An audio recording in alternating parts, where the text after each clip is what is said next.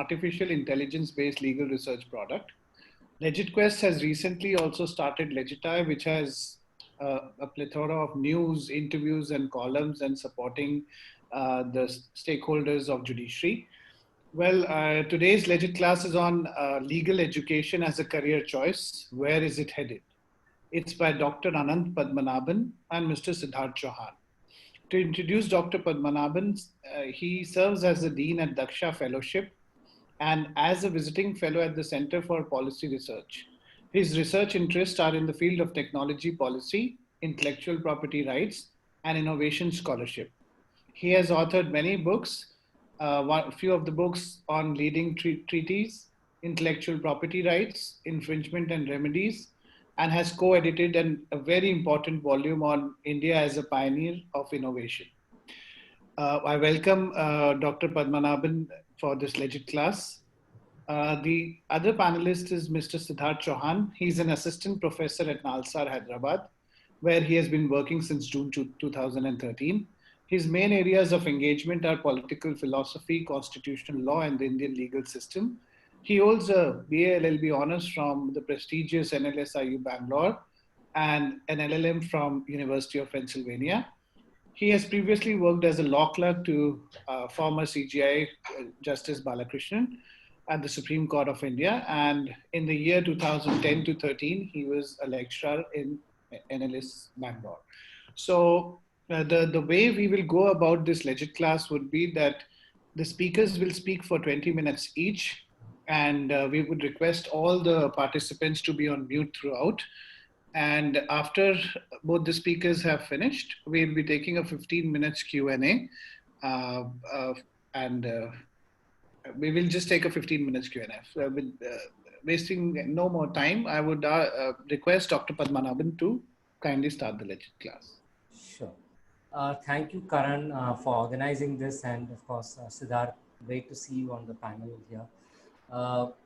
So I think a lot of what I'm going to really share with all of you here is about my personal journey, simply because, I mean, that's really what I know best as somebody in the profession of legal education.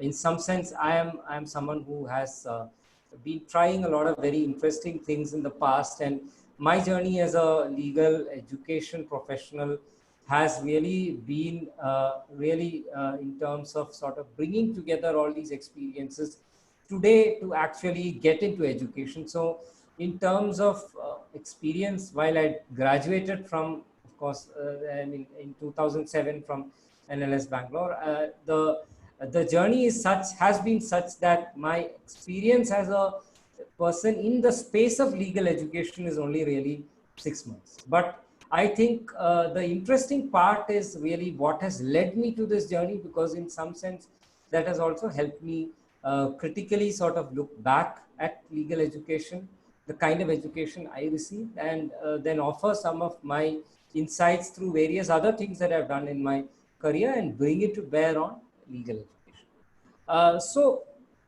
I would really address one aspect in particular of the career prospects for those of us interested in teaching law, which is the aspect of training, because really my experience has been only in that space so far, except of course the fact that I have taught as visiting faculty, in law schools, and as part of the have addressed the cohort for the BA LL.B honors program at NLSIU, or the BBA LL.B honors program at NLU Jodhpur. But besides that, most of my time in the last 12 years has been divided. The first 6 years has been focused on law practice, where I also came out with my book. And the next 6 years have been a combination of course, research for my PhD, which I completed late last year, as well as, of course, working in policy settings like the Carnegie Endowment and the Center for Policy Research. Now, where this has actually taken me is that it's actually made me reflect quite a bit about the legal education model that we have today. And when I say that, of course, there are many models out there, but I'm using the NLS NALSAR NUJS model as one template, and of course the Jindal, Amity, Alliance, and the private law school education as another model. What is common to both these models is really the thinking on legal education in terms of the courses, the structure, and all of that. Right?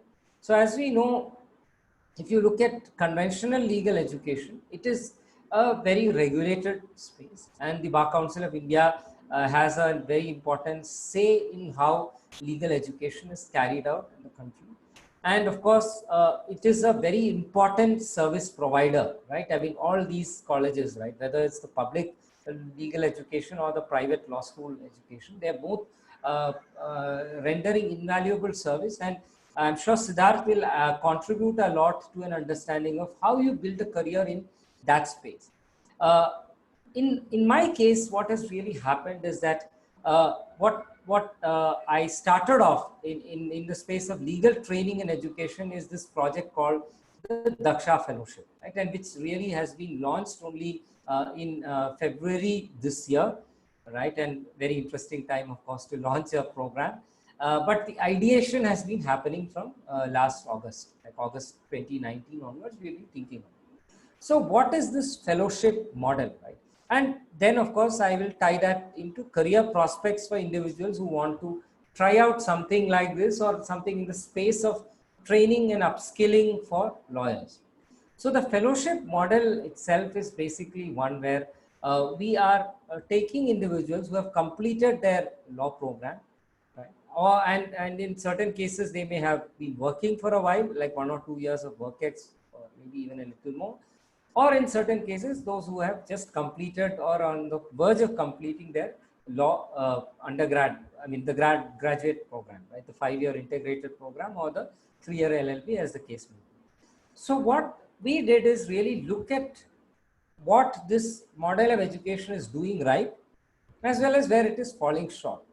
So where I think the NLS model has done very well is really, and I call it the NLS model only because Dr. Madhav Menon set up NLS first, and then of course there are many other law schools which are doing this in equally interesting ways and innovating within that format too, right? Like NALSAR is a very good example. NUJS, NLU Delhi has done some remarkable work. So within that format of public legal education, the idea behind that model really was that we will have a very rigorous admission process first, get the best students, and then train them to engage with law in terms of a lot of reading material, application of a Socratic method, a lot of critical thinking, and also of course a rigorous approach to teaching and learning law itself. So this is broadly the model. I would not really say that the Indian legal education space, except for of course Jindal now, has been very research driven, right? And of course now NLU Delhi has been making a lot of interesting moves in that direction. NALSAR too has been making some interesting moves in that direction. But fundamentally the vision was good teaching, right? And take smart students and really give them very good teaching, and you then improve their learning. So it's really foundations, right? The focus is really on foundations, and I think all of us who've been through that system have benefited deeply in terms of our understanding of first order principles. So that's a lot of things that we sort of look at. The law comes from this understanding of first principles.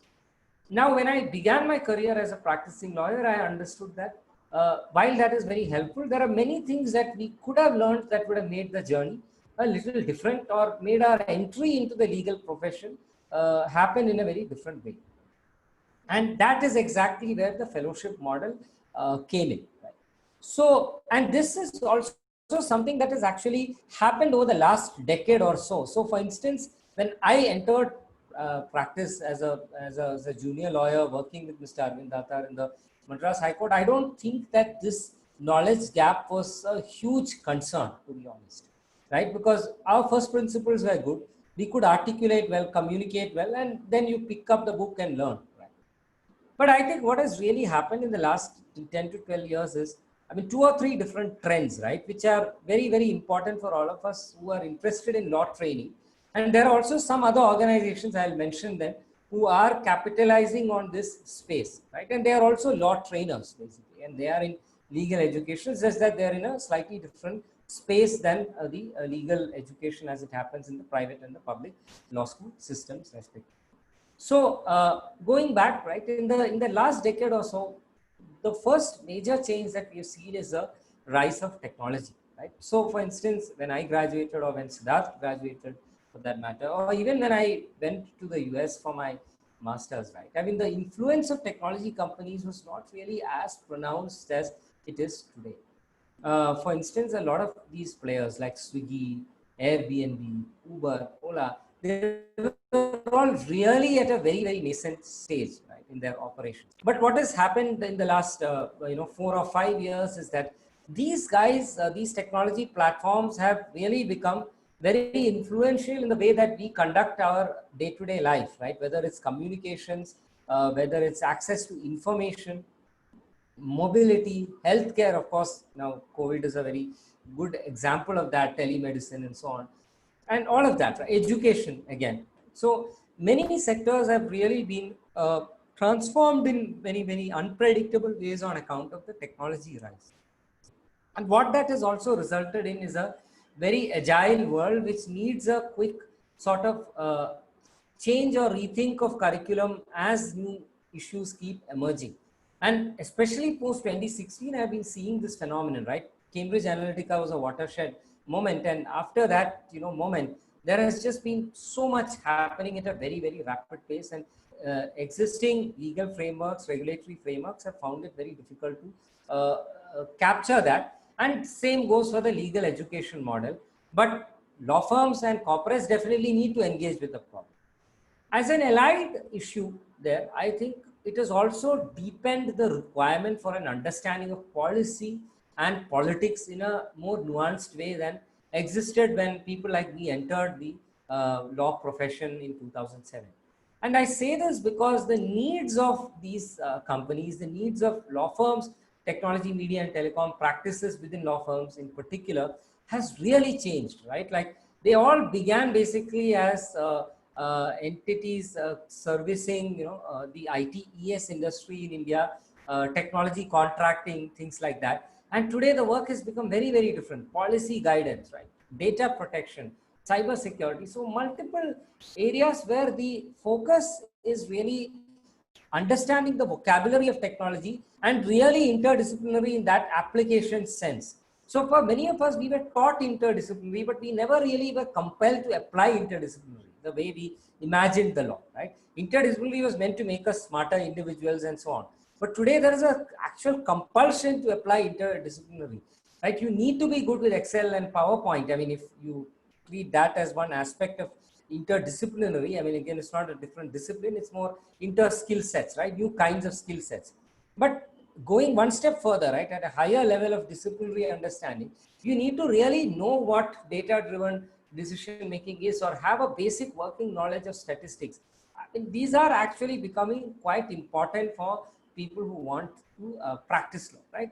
And obviously, if you look at legal education and training from the perspective of catering to these individuals, and you have to really think about what kind of models are you creating and where do you fit in as a trainer, right? So therefore there is a constant demand to upgrade yourself in a not exactly legal discipline sense, like law disciplinary sense, but in a more other disciplinary sense in terms of awareness and understanding, and even some bit of application and formal understanding and training, right? So that's one big transition that has happened, partly due to technology and partly due to what I would call the rise of the regulatory state, right? So again, we learn law, starting with Donahue versus Stevenson. My imagination of the law when I graduated, perfectly honest with all of you here, was really an imagination of a discipline that is shaped by parliament or by courts.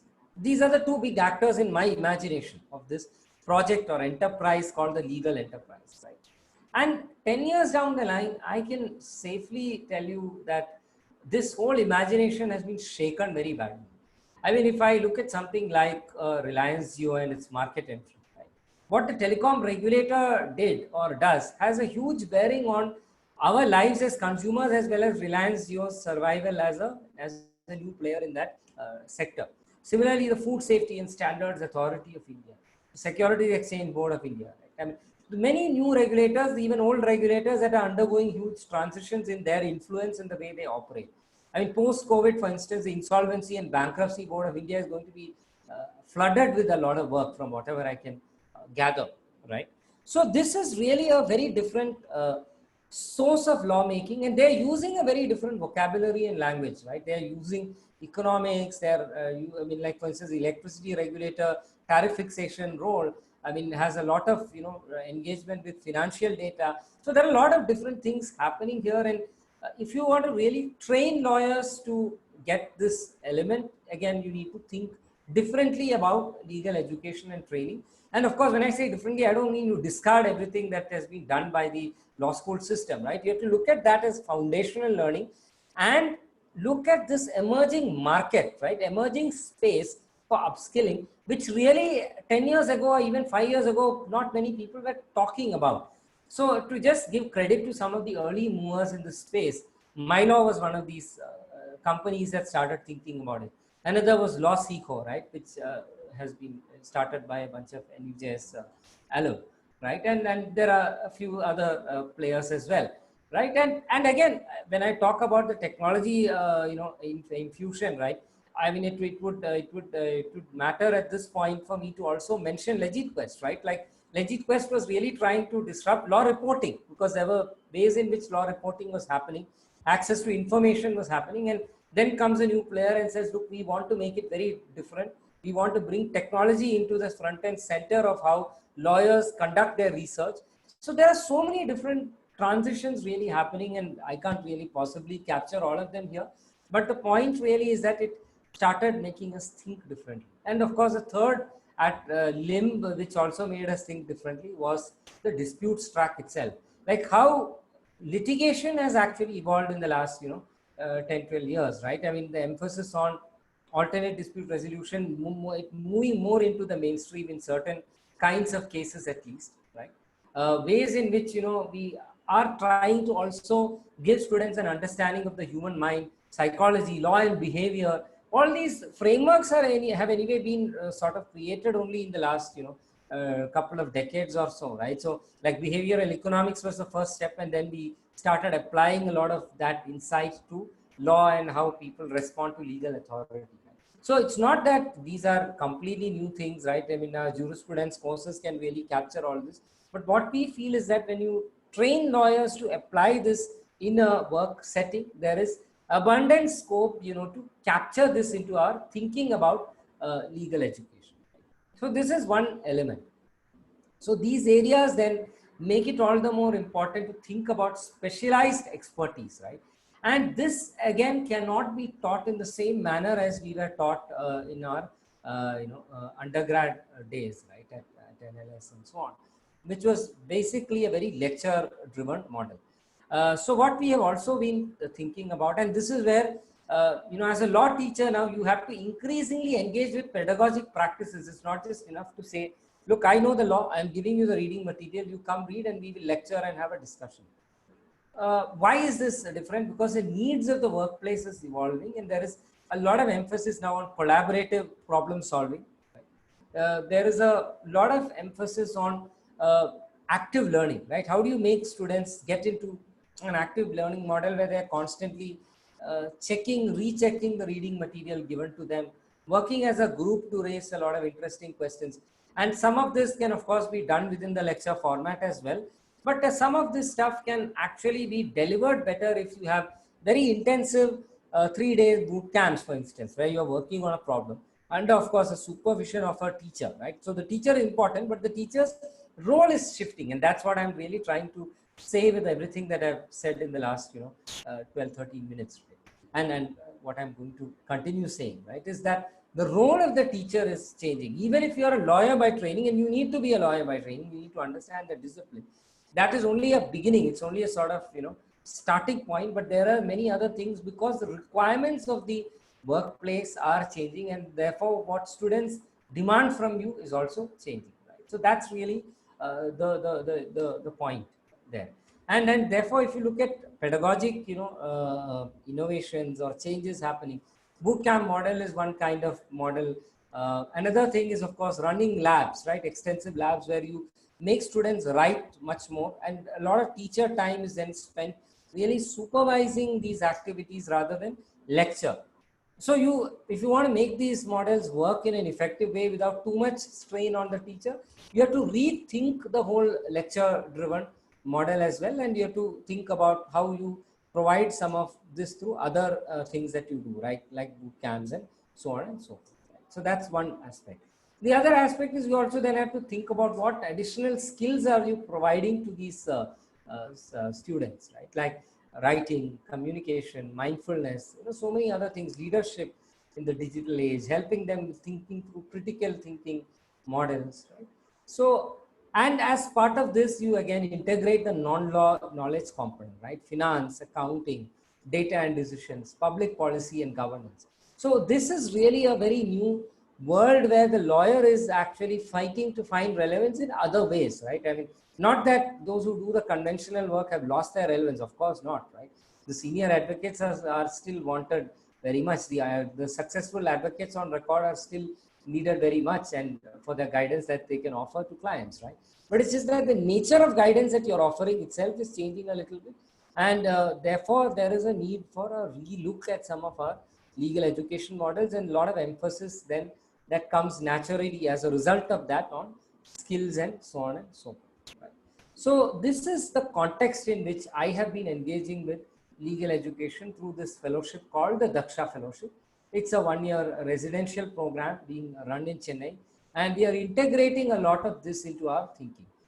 Now, who are our faculty? And this is a very interesting question, right? So we have actually people who have transitioned from the NLS and EJS system and are working on Daksha and looking at our curriculum design, designing courses in very, very interesting ways. So the point again is that this is not a complete break from the past or anything of that sort, right? This is really making use of a lot of the insights, finding some additional gaps which have not perhaps been addressed very well, and perhaps are now being addressed too, right, in other ways. And I'm sure Sidharth can, contribute to that understanding, right? And then, of course, they are bringing in their conventional education and new understandings of thinking about pedagogy and so on to the table, and designing courses and doing very, very interesting things. So therefore, the point is that there is tremendous opportunity for smart people who have done a BA LLB honors even, right, without a master's and so on, to think about law training as a very new kind of space that's emerging. But then you need a different set of skills to succeed in that space. So that's where I would wind up for now, and pass the baton to Sidharth, of course, and then later we can take more ideas and questions. Thank you so much, Dr. Padmanabhan. Thank you for your insightful session. I would request Mr. Sidharth Chauhan to start, please. Right. So, Karan, thanks for setting up this session and inviting me to participate. So I'll pick up on some points which Ananth has raised, but I had a structure in mind so that the viewers are able to follow our discussion in a more coherent way. So I'll, like Ananth, I'll begin by talking about how I ended up in a teaching career. Then I'll talk about, I'll give you an overview of the kind of subjects I've gotten to teach and the different kinds of roles that one has to perform, even within a small LLU context. And then we'll move on to some of the more macro concerns, such as some of the current structural challenges that legal education in India faces. And if time permits, we can also have a short sort of overview of the career path which people can look forward to if they end up in a career in teaching in an Indian university. So very quickly, both Ananth and I were actually substantially overlapping as undergraduate students. Ananth was 1 year my senior at NLS. So both of us, of course, were at the time or at the institution with a very sort of similar experience in terms of the subjects that we were taught, in terms of the faculty expertise that was available, and so on. So just to kind of slightly differentiate my own discussion, because of course each student learns at their own pace, everyone cultivates their own distinctive interests over time. For me, actually, the experience of studying at NLS was actually hugely liberating. And one of the big reasons for that was that I found that NLS actually was a space, at least when I was a student, which privileged a learning of liberal values over and above vocational skills. Because when we call it an interdisciplinary degree, very often we look at the BA LL.B programs or the other integrated programs as programs which have simply combined two separate programs that were taught in distinctive fashions earlier. But I think one of the strong strengths of the NLS model, which has now of course been scaled up to other institutions, is that it tries to integrate not simply in a numerical or mechanical fashion. It's not simply a BA plus LL.B, but it attempts to integrate the knowledge from the larger universe of humanities and social sciences and brings that to bear to the study of law. So personally, I found the best stimulation in the classroom and the best interaction with my coursework in subjects like history, like politics, which then fed into my subsequent interest in Indian constitutional law and legal theory. And like I said, all of us have different experiences as law students. I personally really struggled with the corporate and financial law courses. So even though most of my classmates were very keen to pay more attention to those subjects because those are seen as the pathways for the kind of knowledge that you would require as you move towards careers in law firms or in-house roles. But personally for me, I was not really able to cope up very well with the business law subjects, which were largely taught in the 3rd and 4th year. So for me, actually, the foundation that we got in the 5-year program was very interesting. And my interest in teaching actually got shaped even when I was a 5th-year student. So for instance, NLS continues to have what we call a teaching assistant system, where 5th-year students and LL.M students can volunteer to be teaching assistants to some of the faculty members, and they can assist in the teaching and delivery of undergraduate courses for the younger batches. So in my 5th year, I had the chance to pursue teaching assistantships almost throughout the year under Professor Elizabeth, who's quite an impressive presence in the classroom. And it was basically under her tutelage that I started thinking about a career in teaching, because that experience of working as a teaching assistant gave you a chance to prepare some lectures, to help in the assessment process, to help in the curriculum development process, and basically got you to think in a more institutional manner. So to be completely honest, I was thinking about a career in teaching as early as my 5th year, which was 2007, 2008. But at the time of graduation, I was conflicted between pursuing a career in teaching or pursuing a career in litigation. I had not really thought about a career in a law firm because I was not really able to cope very well with subjects like company law or banking law or insurance that were taught to us. But in general, I was also a little skeptical about careers in law firms because that was just a sort of, a sort of early age anxiety that I had. But over time, I realized that making choices about your careers should not really be based on impulses. Students, especially when they're doing a full-fledged 5-year program or a 3-year program or even a master's program, should actually experiment with and try and get exposure to different kinds of career paths through the process of internships, through reaching out to alumni, through looking at external resources, and then make a more informed decision. So in that sense, maybe my decision-making at that time was based on a narrow set of parameters. But having said that, since in the summer of 2008, I was still conflicted between a career in teaching and a career in litigation, I kind of realized that pursuing a career in litigation would mean going back to your hometown, living with your parents, because in the early years, you don't really get too much independent income.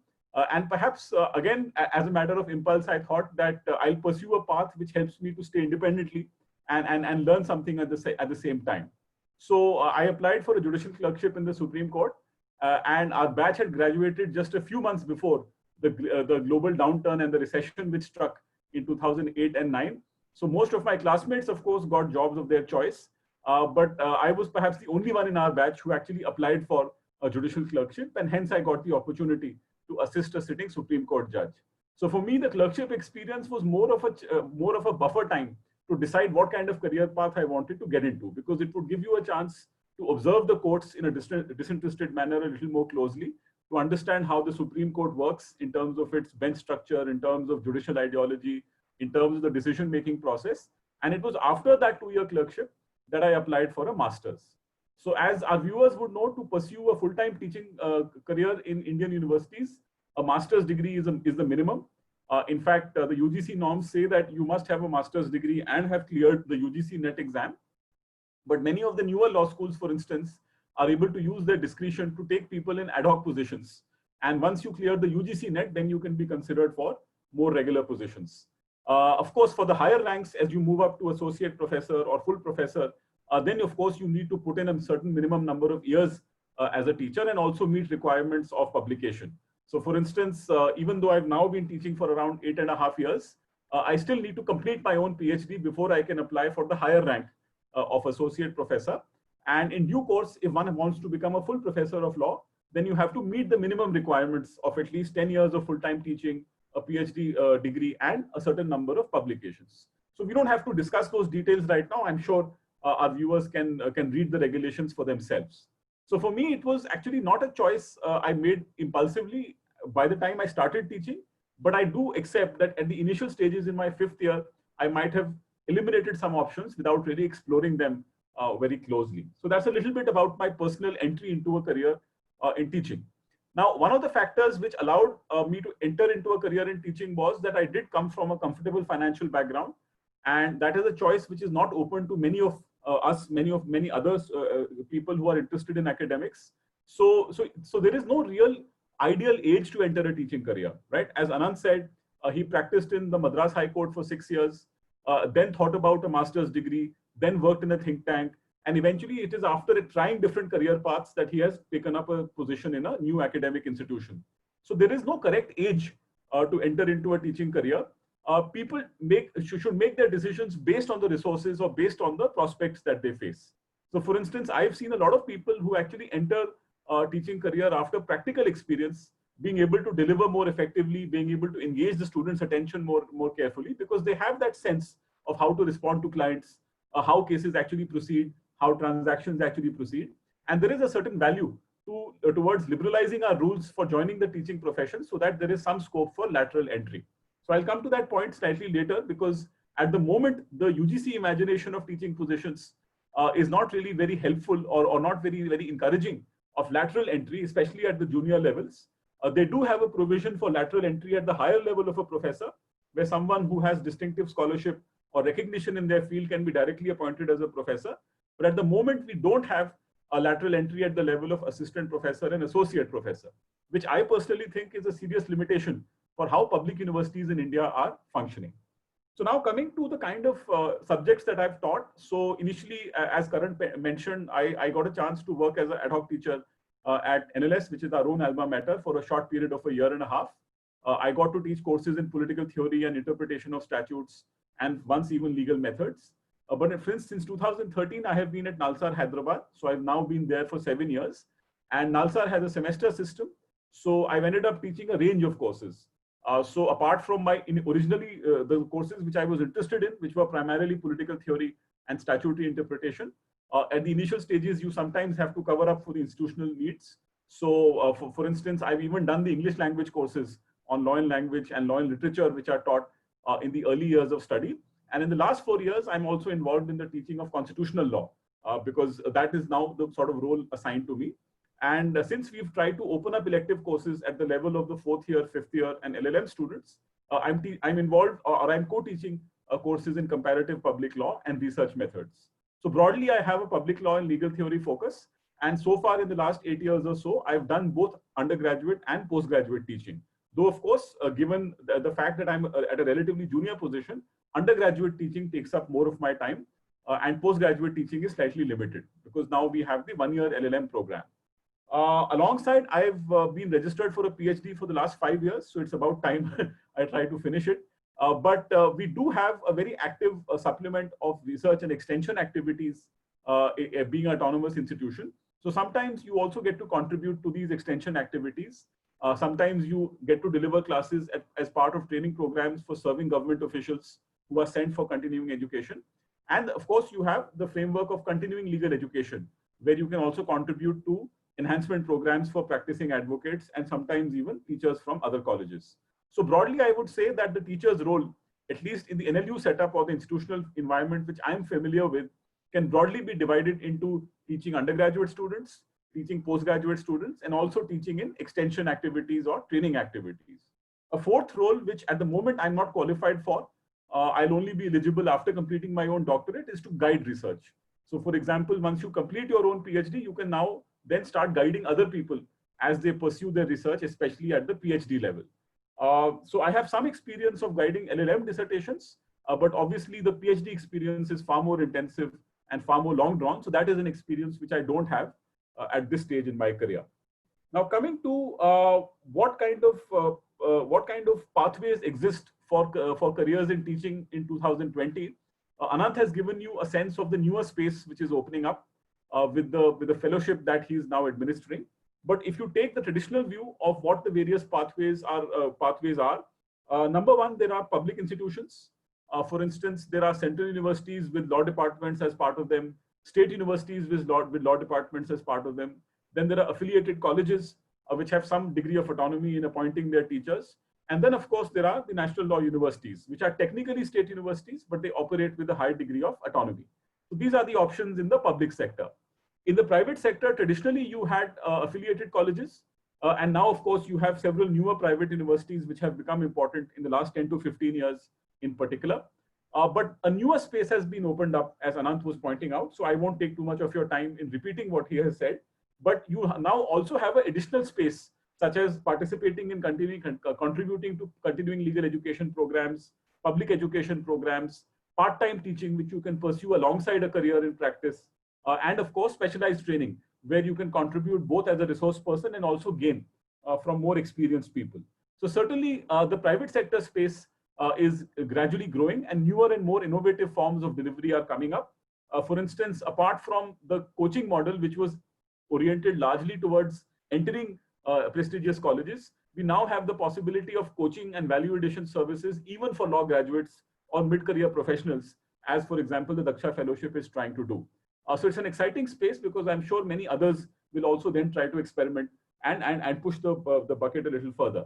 But I'll briefly say something about what this shift means, because what it means is that for those of you who do have an inclination towards towards academic engagement, but are still undecided about whether or not you can commit to a full-time teaching career, then this new private sector space of specialized fellowships, coaching programs, extension programs is a chance for you to explore whether or not this option is suitable for you, right? Because like I said, it doesn't make sense to straightaway commit to a career option without really exploring what the various nuances and the possibilities of that option are.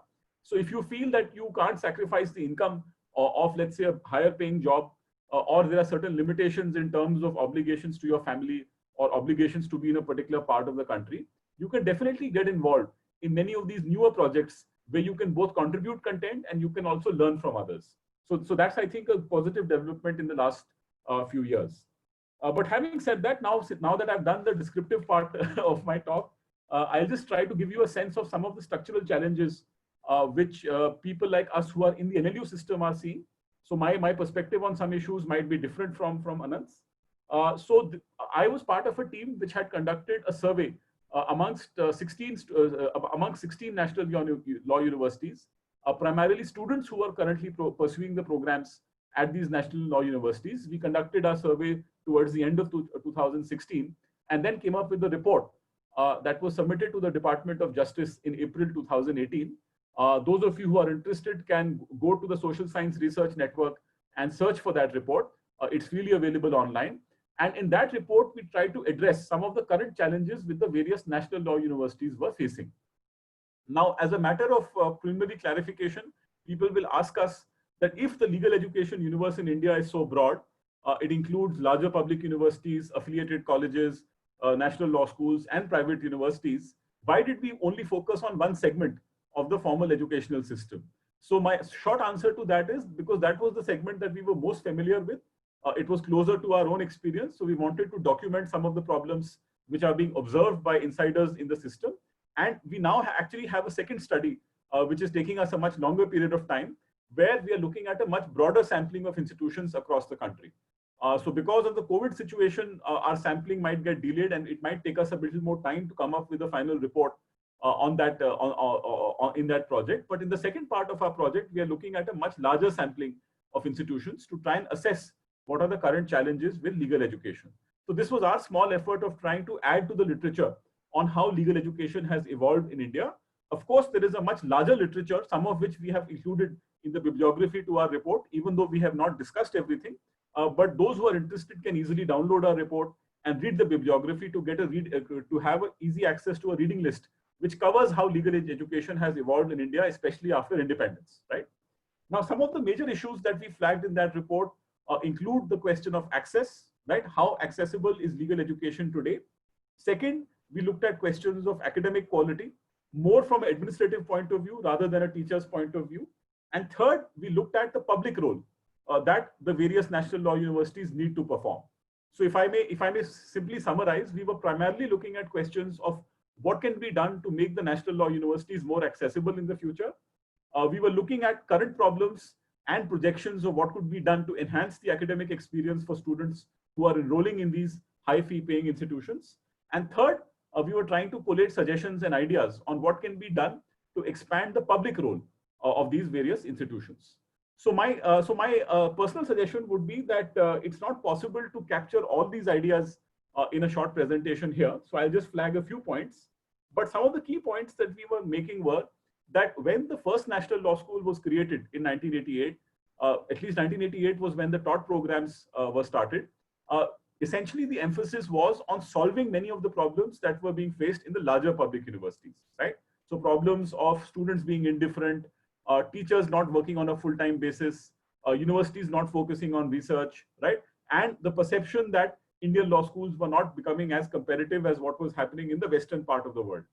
Now, I would say after 30 years, our challenges are very different, right? I don't think we have to worry about overcoming all problems at a given point of time. It's not possible to always have perfect solutions which will work for all kinds of institutions. If the Indian legal education system is highly differentiated and has different kinds of institutions, then there are specific solutions which will work for different segments of the legal education system. And what we were trying to say was that the National Law School system has primarily worked on the model of a small class size, the idea that a small intensive residential education will work for the benefit of a small undergraduate class and a small postgraduate class. And it is both through the process of formal learning, after class interaction, and group activities that students will learn skills over time. So partially, in that sense, the NLU model carries certain advantages. But the challenge is, how do you scale up some of these practices to a much larger universe of legal education? So clearly, many of the NLUs which get limited state support, though of course there are some exceptions where state governments have been a little more beneficent. But most NLUs, even now, out of the 23 NLUs that exist, have very limited state support. And it's quite feasible that with the ongoing economic recession, state support will actually contract further. So this means that most of the NLUs will actually start functioning like private universities, that they will be more and more dependent on fee.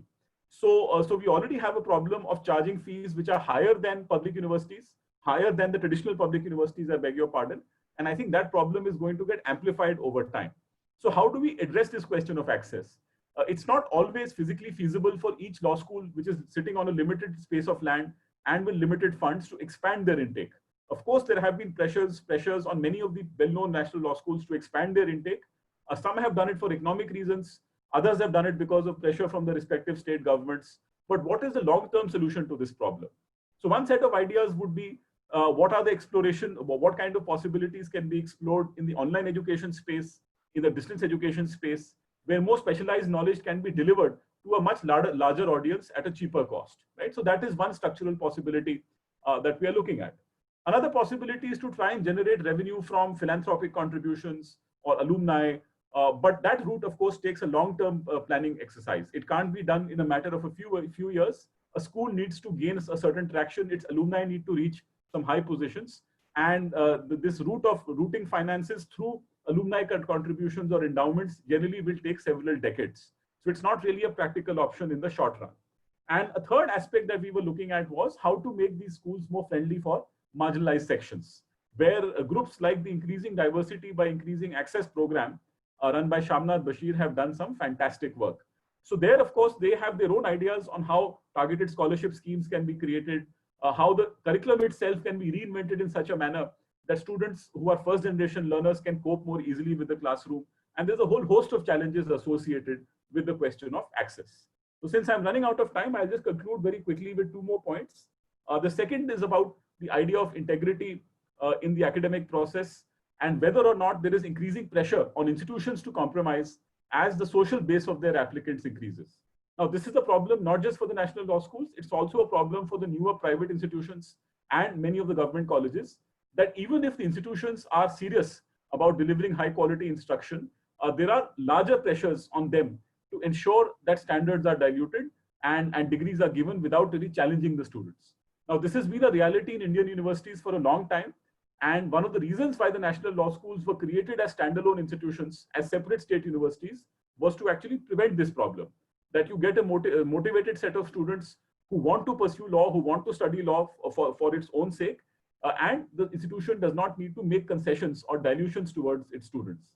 So unfortunately, this is a problem which I think plagues a large number of public and private universities. And this problem gets amplified when you're not able to retain a reliable pool of teachers, right? So if teachers themselves feel demotivated or they feel that they are not being given the autonomy or the initiative to be able to pursue their teaching and research in a manner that they deem fit, then very often they tend to leave institutions, or very often people move on to other career options, and hence you're not able to incubate effective teachers over a longer period of time. So this is another issue which I've personally been observing, and maybe in a later forum we might find a space to discuss this more closely. A third aspect which ties back to what Ananth was saying was, what kind of public role do we foresee for the various legal education institutions? So apart from the new spaces of coaching services, in-service training, continuing legal education programs, I would say that even the existing law colleges can play a more active role. In fact, the COVID-19 situation is calling us to diversify our role, and we should think about more effective strategies of how can we make ourselves more relevant to the larger public. So one strategy, of course, is to make a legal education or information available in vernacular languages in a more accessible form, right? Another solution is to invest more resources in legal aid programs, legal literacy programs, and different institutions have their own experiences to report on this side of the spectrum. So lastly, I'll end by referring to an important piece, which I think anyone interested in the structure of legal education should be looking at, which is a very famous monograph written by a professor called Duncan Kennedy, who wrote a book called Legal Education as a Training in Hierarchy, which was published in 1983.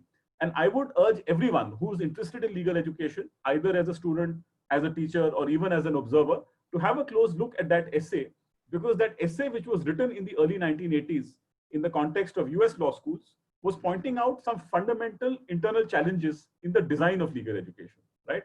Should legal education prioritize vocational skills, or should it prioritize liberal values, right? Is this a binary, or can we find some sort of reconciliation between the vocational and the professional elements of legal education? Second, are law schools or legal institutions, legal education institutions, essentially instruments of the status quo? Do they help societies maintain the power balance and the dominant status of certain social groups? Or can legal education be an instrument of social change, where people increasingly who come from marginalized sections of society use legal education not only as a method of enhancing their own living conditions, but also enhancing the living circumstances of their communities? So there is a disjunct between the conservative and the transformative role of legal education. And lastly, careers in law should not be oriented towards one sphere of life only, right? Careers in law exist in the public sector, careers in law exist in the private sector, and careers in law exist in the not-profit civil society sector. So a well-rounded legal education, especially at the undergraduate level, should expose students to all these career possibilities, right? So I'll end by coming back to the point which I started with, that perhaps people like me made a mistake in not fully exploring the various career options that were available to us throughout the course of our five-year program. And students today need to be very conscious about what kind of career choice makes most sense for them, what appeals to their own aptitude and their interests, and what kind of skills do they need to acquire going forward. And the answer will not be the same for everyone, right? So for instance, in the public sector, the traditional options are joining the judiciary, preparing for civil services. In the long run, of course, thinking of a career in politics, right? You see a lot of lawyers becoming politicians in the long run. In the markets or the private sector, of course, the options which are glorified are options of working in law firms, in-house roles. But there are other spaces also, like creating your own businesses, extending your private practice into consultancies, and so on. And of course, there's also the very important civil society sector, where NGOs, think tanks, even universities are contributing to social development rather than prioritizing the narrow aims of the state and market. So I would urge students and even others interested in legal education to cast legal education as not court-centric. And I think there, me and Ananth are resonating, that maybe at the time when we were students, we were thinking about law as something which comes from legislation or comes from judgments alone. but we have to look at the interlocking public sphere of the state, markets, and civil society together and try and provide education which prepares students for whichever career path they choose in any of these segments, right? So I think that's broadly what I've had to say so far. I think I've exceeded my time, so I should stop there. No, wonderful, Mr. Chauhan. Thank you again for this wonderful session. We understand in this short period of time, this broad topic cannot be covered at all. We really very well know it, but you, both the panelists, has done tremendously well to explain most of the things to our viewers. Well, I will straight away start with a few questions that the viewers have asked. Either of you can answer that. So maybe starting from the first one, how much do you think is the classroom teaching will be effective in scenario of introduction of these virtual platforms in this COVID-19 situation? So can I answer that? Yeah, sure. Anyone. I mean, so actually, in the current semester, even though I was on research leave, most of my colleagues actually were conducting online classes throughout the second half of March and April. So we have some institutional experience of the challenges with online classes. So in fact, we tried different online methods. We used Zoom. Some teachers tried YouTube Live. But now the consensus is that for the next semester, in July to October, we will be using Cisco WebEx because Cisco WebEx has certain features which allow the sharing of notes and materials. But that's only a question of which solution or which technological solution works. I think the broader point, Karan, is that there is a deeper moral dilemma actually with online education. And I think we are seeing a lot of pieces coming out in the media that in a country like India, where even though the use of smartphones and internet penetration has grown radically in the last few years, we still have a large number of students who either are first or second generation learners or are students who are located in semi-rural areas or in conflict zones who have serious issues with access to reliable electricity and internet. So I can tell you, I mean, without any fear of retaliation from anyone, that in my current institution itself, there are some students who have raised that concern very vocally with my senior colleagues. And my senior colleagues have also shown a certain degree of understanding in trying to adjust the evaluation scheme for the current semester accordingly. So normally we have midterm exams in the end of February, end-term exams in April, and some projects which the students have to write. Luckily for NALSAR, since we had already finished 60% of our semester by March, when the students had dispersed, we were able to simply offer the students the solution that their existing marks based on the midterm and the assignment will be scaled up, right? But this is only a part-time, so it's only an ad hoc solution. In the next semester, I think the plan at the moment is to run a full online system where we will have classes for the full semester online, and even the assessment will be done through online take-home exams. I found recently that there is a huge controversy about online exams, which students have raised at our alma mater at NLS, because they feel that it's not really a fair platform for students who come from disadvantaged backgrounds. So I'll withhold judgment on what's happening there because I think the teachers there know best. But there is a larger moral question, which I think we cannot be oblivious to. Because on one hand, we have this technocratic imagination that online education will enable us to reach a larger audience. In fact, I acknowledge that as part of my discussion, so did Ananth, that at a time of economic stress, actually online classes will be cheaper for a larger segment of people. And it will also enable teachers who have a genuine interest in their respective fields of work to contribute to a larger audience. But at the same time, India is a complex country. It has different levels of inequality. And there is a section of students, right, who would be coming from impoverished backgrounds or marginalized backgrounds with poor internet access. So I think that's the major moral dilemma that we are facing right now. Just to add to that, I mean, because we are now looking at a fellowship model with a lot of cohort-driven learning, right? There I'm again, we haven't gone down the path yet, right? We haven't started classes yet, but there is a fair degree of skepticism in our from our end too on whether we'll be able to capture that texture of a collaborative program, right, in a fully online setting. Of course, some of it, like you mentioned, Sidharth, will I think go to the kind of product that you use, the learning management, software that we put to use. So I think but that's not a problem for which we have really solved. So I think it's something that we are constantly thinking more carefully about. I think that question is extremely relevant, and I mean, in terms of learning outcomes, while of course you will learn the content, you will engage with the reading material, that's fine. but will you learn it the way that we would ideally like you to learn, especially in a situation like a, a collaborative learning model? Is anybody's guess at this point. Okay, great. So there's a follow-up question to that. How do you make sure that your audience, your viewers, your students are engaged properly? In a physical setup, we are easily able to identify and do a cold call on them and make sure that they are listening to what we are saying and all. But what in the scenario of having a virtual class, how do you make sure there's an engagement there? Somebody can just switch on the video and just go to sleep. What would you do in that case? Okay, so so even though I've not done the online classes for the NALSAR courses, I'm doing it privately for a separate project. And the difference is that for that project, students from other colleges are enrolling voluntarily. So I think that changes the dynamic because they feel that they're getting quality content, and the ones who are participating do ask questions frequently. So I've not faced that problem directly, but you're right. The moment I go back to my regular students in July, my regular constitutional law class, and if you try to communicate with 120 students online, then obviously the experience is very different from a classroom, right? Where you can possibly pick on someone who is sleeping in the class, or maybe use some harsh words to maintain your authority. So those things can't happen in the online forum. But the discussion that we've had amongst our colleagues in our faculty meeting recently was that we will have a rolling system of assignments. So instead of testing them through the conventional midterm, end term, and project model for the coming semester, at the moment, the plan is that if all of our instruction next semester is going to be online, then we will simply ask them to do response papers in each subject on a frequent basis. So the challenge is that you can't obviously monitor each individual. You can't compel them to participate, but at least you can hold them accountable to what is being discussed or what is being covered through the online classes.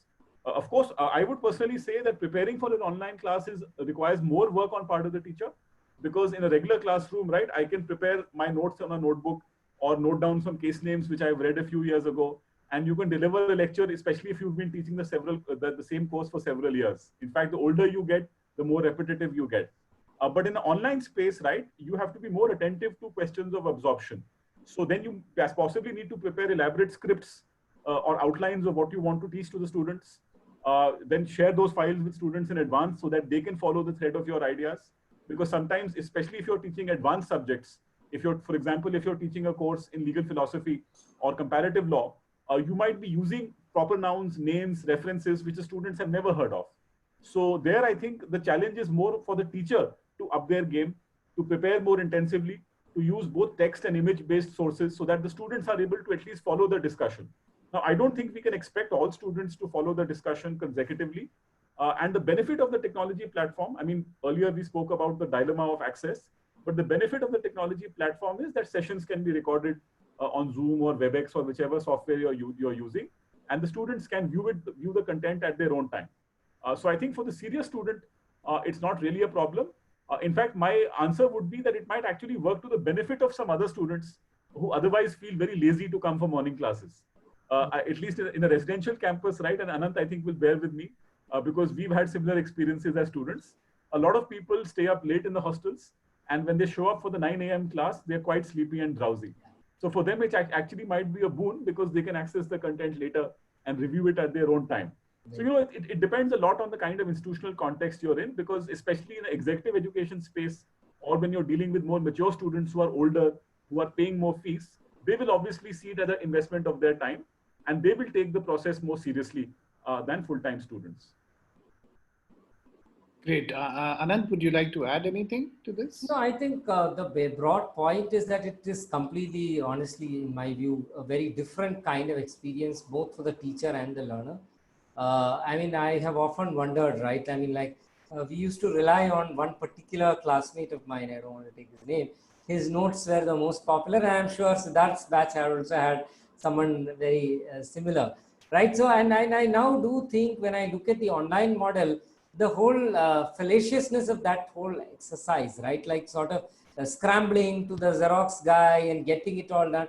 That's not how learning should happen. And so to address some of those questions online could actually be a better answer. And even in terms of making the teacher really prepare more, I really agree with Sidharth on this point. In fact, even when doing webinars, Now we are feeling that, right? When we are doing this online, you really need a full script. You can't do this, in an unprepared way. And of course, the whole thing about the physical space is that somebody will create some noise, some ruckus, then you pull the guy up. Some time goes, in that endeavor or process, right? So it's a very, very different experience. Okay, great, wonderful. So I think somebody has picked up from what Ananth said. Are these webinars that are being hosted these days? Are they good, or should attend them too? Depends on what you like. I mean, really, I think the good thing about some of the webinars is honestly that they're bringing together a lot of these experts, right? I mean, I can tell you my own experience. In March, I was really thinking, look, I mean, we have all these great people on our board, like Justice Sri Krishna and, many other people, like Rahul Mata and so on. And we were wondering, right? I mean, we'll have to do events in Bombay, we'll have to do events in Bangalore. Now look at the beauty of it, right? Like I don't have to fly a single person really, and all that learning is there. It's all there in the sense that there's a panel discussion. We had that in mid-May. It is recorded. It's available for posterity. Everybody can now access it, understand their views on Arogya Setu or whatever other issues that they were discussing. We have master classes up there. So I really think that in some sense it's actually made the possibility of access to expertise. One is, of course, if it's a paid model, cheaper. The other is also quicker, right? I mean, you don't really have to think of a day when it is convenient to bring these individuals. You have to think about an hour. It's no longer a thing about getting them for a day, because that's what happens, right? When you get a person to come down to Chennai or have a session in Bangalore, you're really blocking their whole day. Right now, it's very simple, sir. I need you for this hour. Can you really? Yeah, sure. Done. So that way, it is actually quite effective and quite. I think it's also offering a lot of learning from that perspective. So I do think that students should get into the habit of attending more webinars. Of course, like anything in life, you have to choose wisely, right? I mean, there are all sorts of webinars. There are webinars on all kinds of topics, right? And you have to really pick the kind of areas of interest that you have, but access to that information is very easy now. Some WhatsApp group will tell you, and you just need to log in and you're there. I mean, I was, for instance, attending a top professor, Stuart Russell, on artificial intelligence. And honestly, I would never have had that access, in a pre-COVID environment. And this was just there. And a friend of mine circulated the link and said, they're running this webinar. Why don't you sit in? That is, I think, really Yeah. So otherwise, you're right. I mean, doing an event, a full day event, is a logistical nightmare, and huge resources being spent with a lot of time in planning and all. Whereas an online session is a little much more easier with a bigger bandwidth of scalability and reaching more people. Anything you would like to add, Sidharth, to this? No, I think I agree with Ananth, but apart from the organizational perspective, let's address the students' perspective.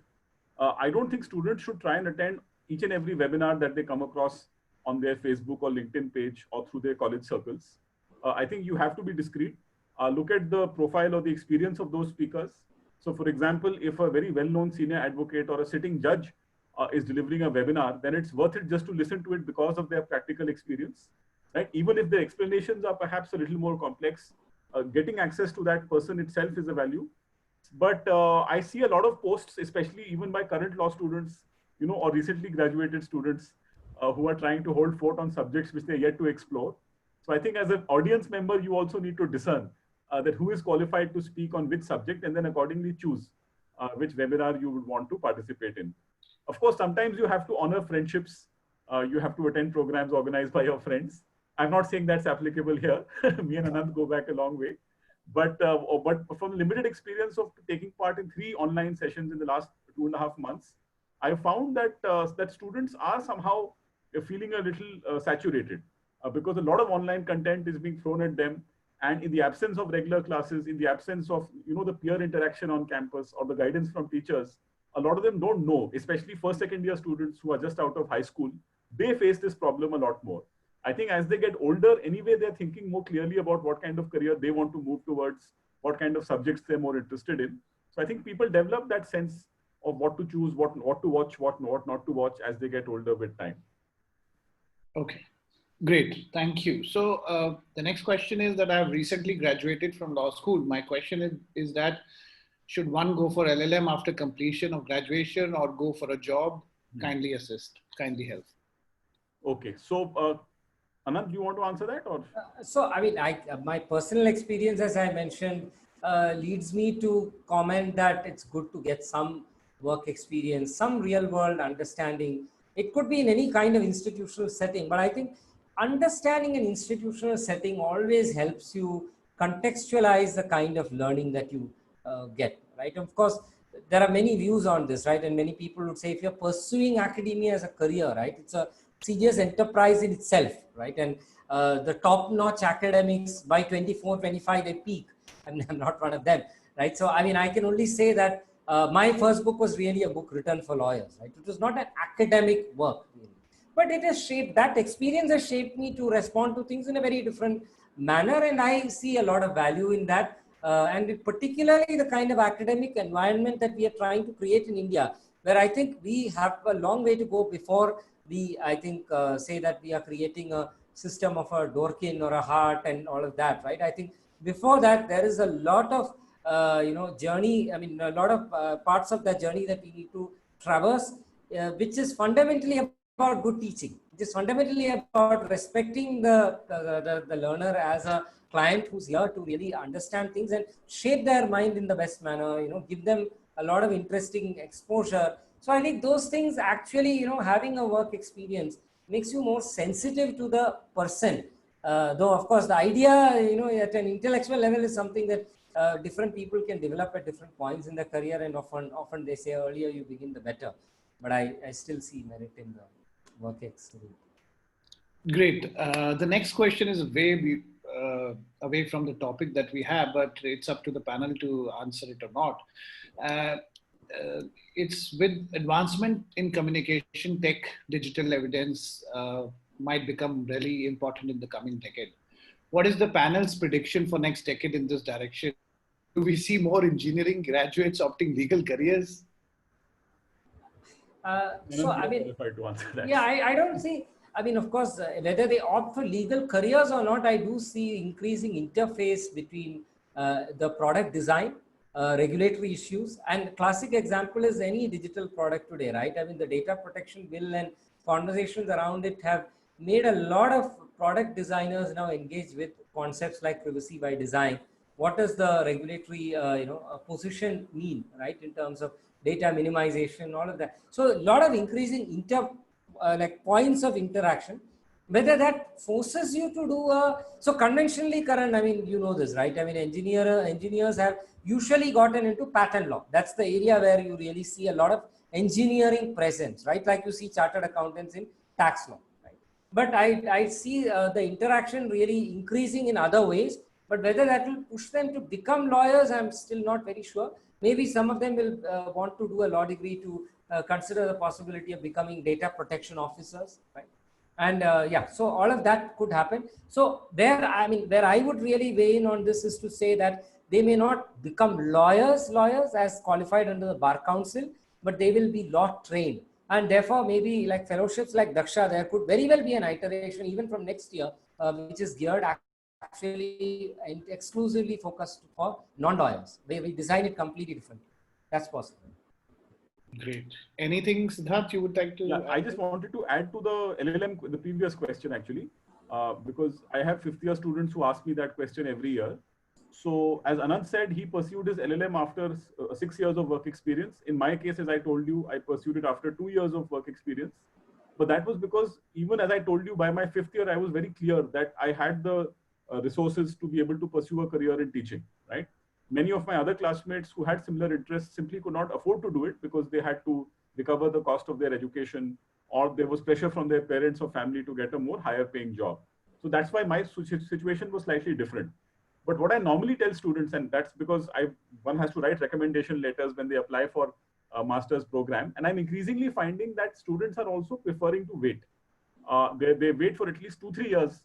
They acquire work experience of different kinds, whether it's a commercial law firm, whether it's a litigation chamber, whether it's a judicial clerkship, or even a research position. A lot of students now are preferring to wait for 2 to 3 years before they apply for the prestigious universities abroad. I would actually expand on that answer and saying, even if you're looking at an LL.M at an Indian university and you're thinking about a career in teaching, even if you have the kind of interest that some of us have, and we are in a minority, to be honest, amongst our peers, I would still suggest working for some time.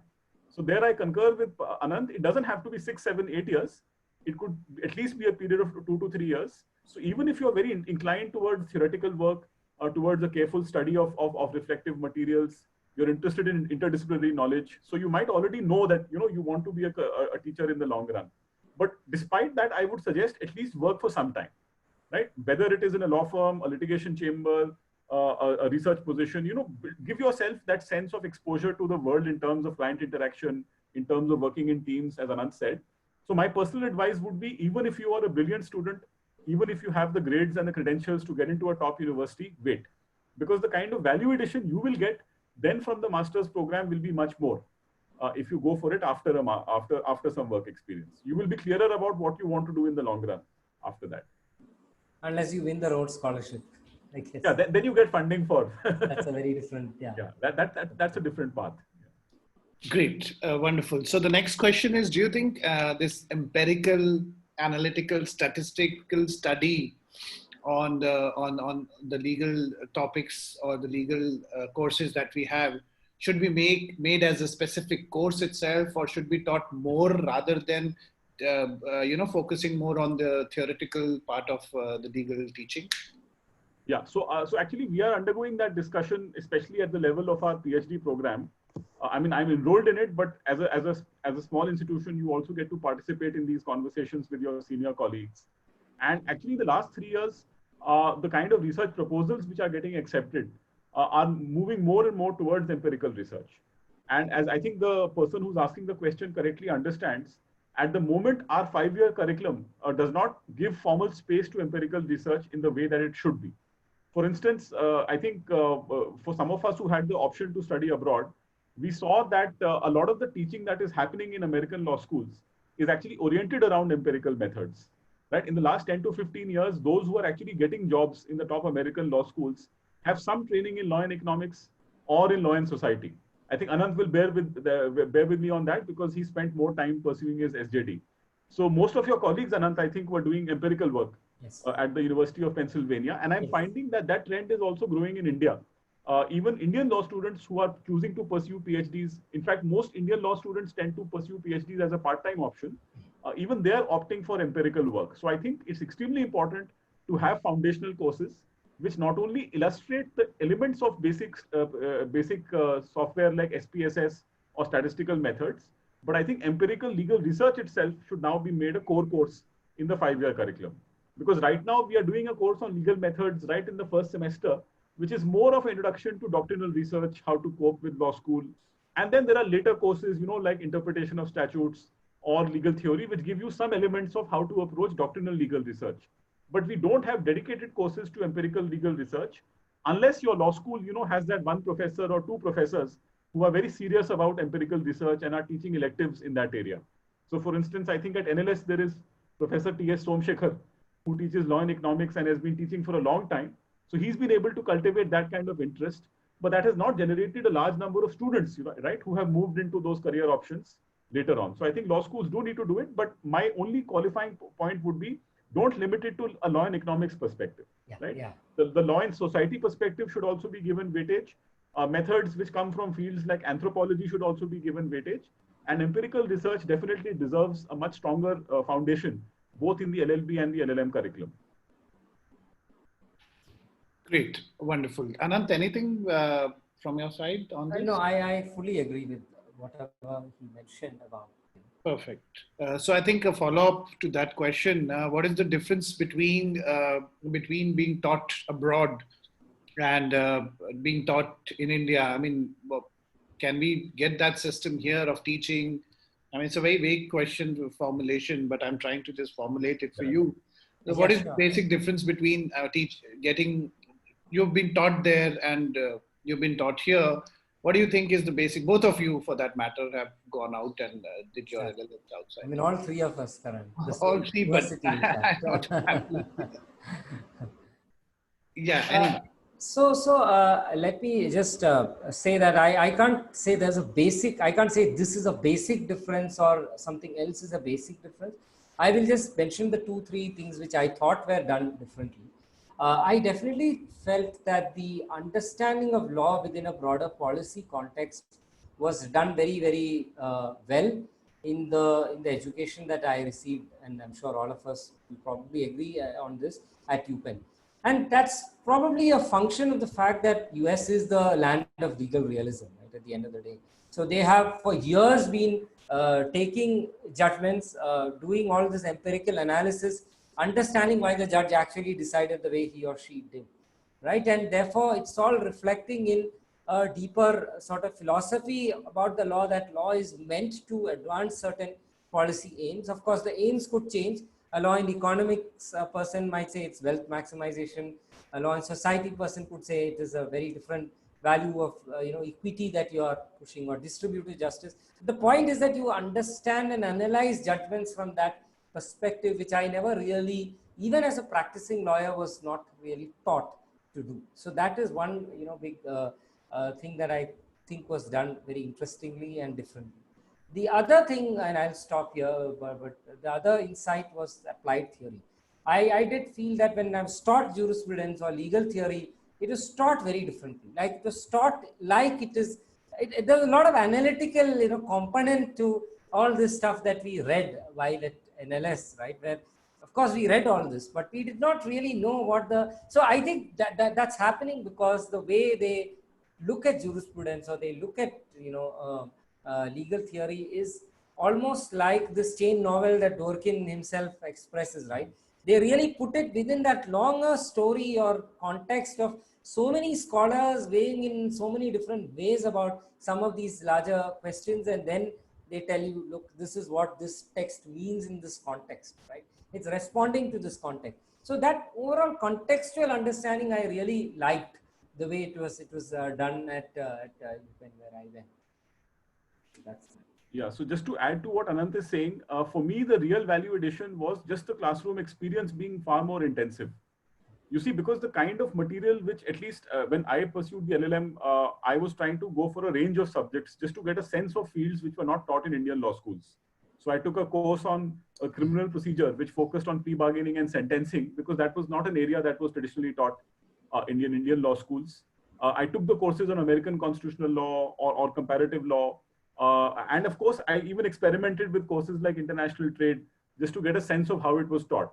So in addition to what Ananth is saying about the interdisciplinary perspective or the long-term perspective that is presented, I think it was also the way in which students were held accountable to the classroom instruction. Because I mean, with no disrespect to NLS or my current institution, most of us are actually geared towards the lecture method of the teacher basically holding forth, the teacher being the source of knowledge. And some people, of course, experiment with classroom interaction, a soft Socratic method, as one of your previous speakers had put it, where students are asked to show that they are keeping up with the class or they're familiar with the questions.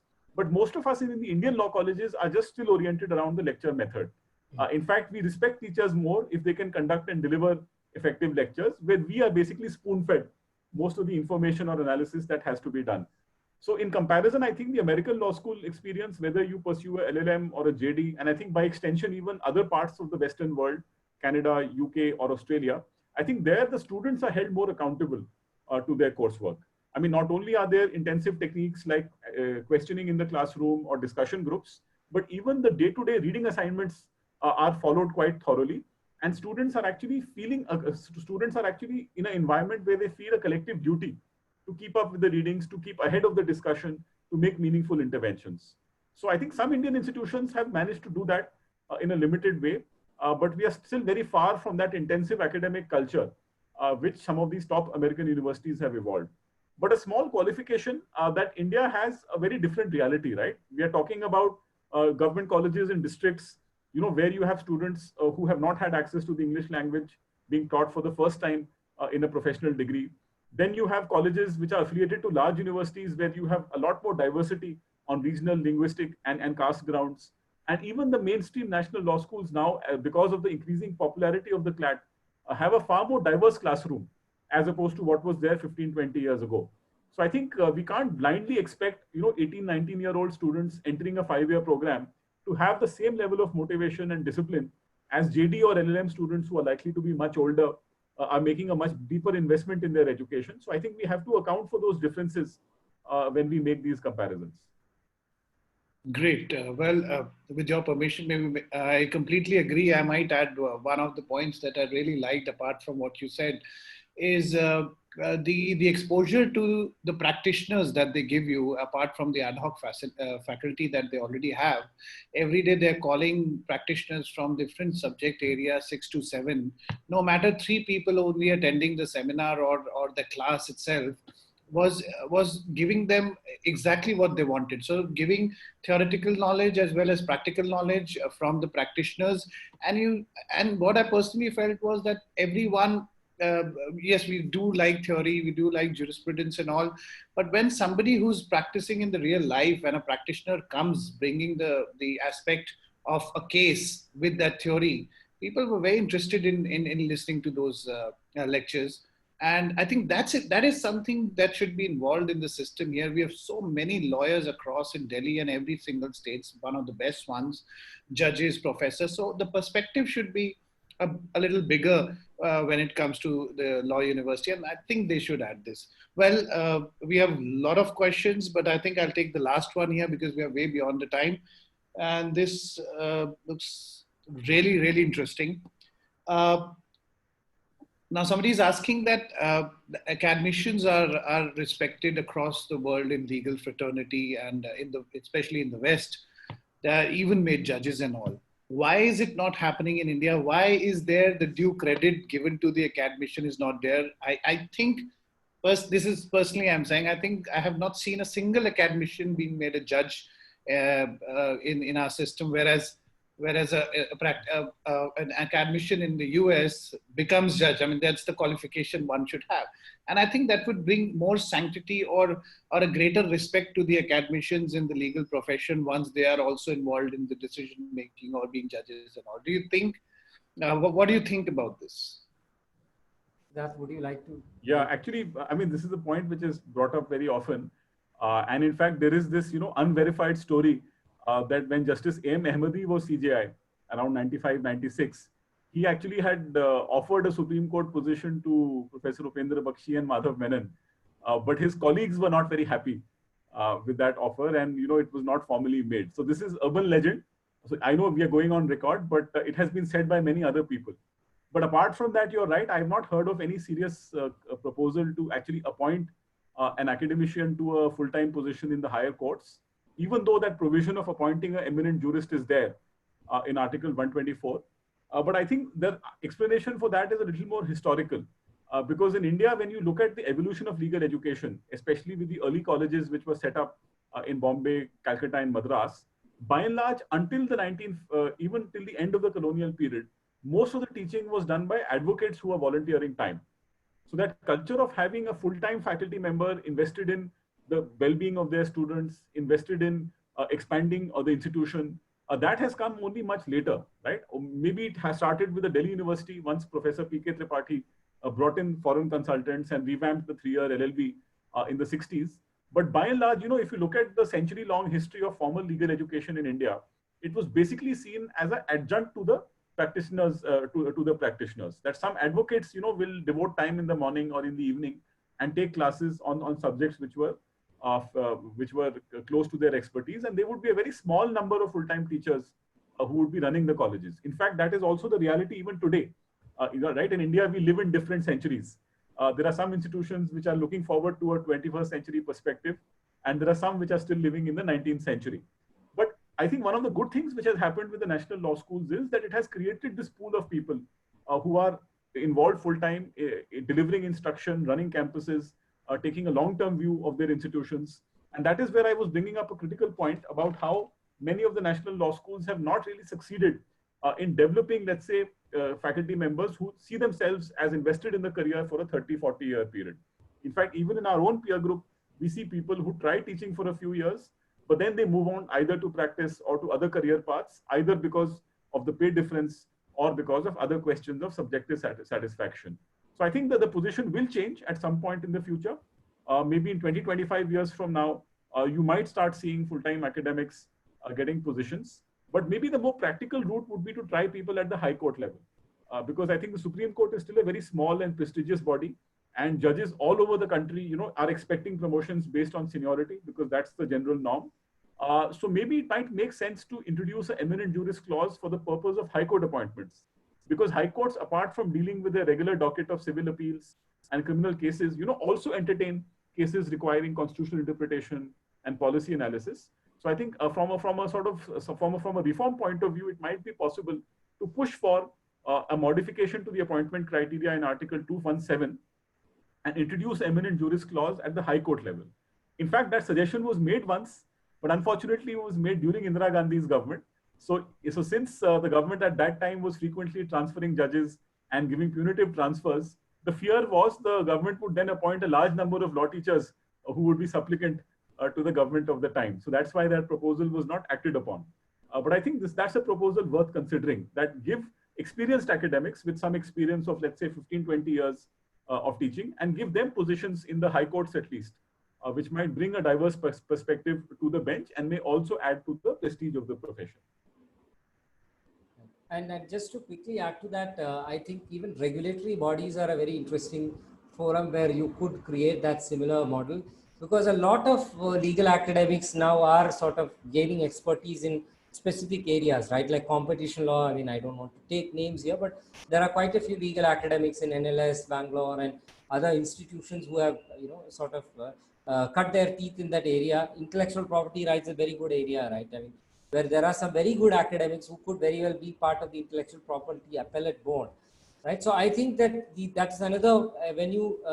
And to answer the larger point of what this is resulting in, I agree with Sidharth that in some sense, even within the world of ideas, right? Forget the fact that somebody goes to a law firm and so on. Even within the world of ideas, I can now see a distinctive sort of shift between those who choose to go to think tanks versus those who choose to come back and teach in an NLS system, right? And the ones who go to think tanks, one of the reasons they do that is, the pay is one factor maybe, but more than all of that is the fact that think tanks are giving you that opportunity to work very closely with the bureaucracy, right? And to do things which are really seen as, at some level, more real world facing or more impactful in terms of shaping legal norms and policy norms, right? I mean, which is what a judge, of course, does in many ways at the highest level. But even if you don't become a judge, at least you are able to really work with the Niti Aayog, or you're able to converse with the Ministry of Electronics and Information Technology.